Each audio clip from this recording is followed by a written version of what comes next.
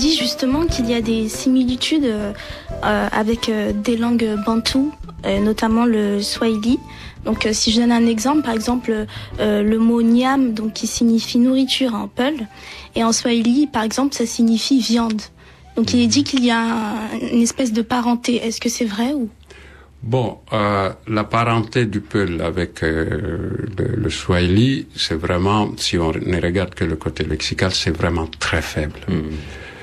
Je ne prendrai pas comme exemple nyam, je prendrai un autre exemple de termes communs au peul et au swahili. Pour dire trois en peul, on dit tati. Pour dire trois en swahili, on dira tatu. Donc ça, c'est de façon évidente, mais ça, c'est très loin. Il faut regarder, c'est la branche dite ouest atlantique. La proximité entre le peul est à voir avec, évidemment, les langues les plus proches, c'est-à-dire le sérère, le wolof et d'autres langues de la région où on partage des termes communs. Bon, par exemple, bind, ça c'est écrire ou écriture en wolof. Bindi, c'est écriture en peul. Il y a un stock lexical, un fond commun et, disons, un fonctionnement. Bon, si on compare donc le peul aux langues bantoues, ce qu'il faut voir, c'est que le peul est une langue à classe au même titre que les langues bantoues. Qu'est-ce qu'on appelle une langue à classe?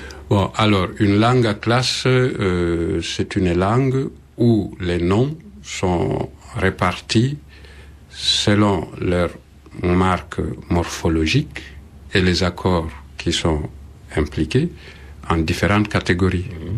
Donc, on aura des noms qui sont, par exemple, du type dame. Donc, on dira la classe dame. Ça va être, par exemple, l'eau, ça va être la vie, ça va être la cécité, ça va être différentes choses.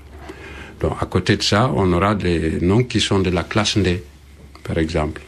En gros, c'est des catégories de nombres, du point de vue technique, on dit catégories de nombres, multiples. Donc, le peul compte, les linguistes ne sont pas tout à fait d'accord là-dessus, dans sa globalité, 26 ou 27 classes. C'est à mon avis, le plus grand nombre, l'un des grands nombres de classes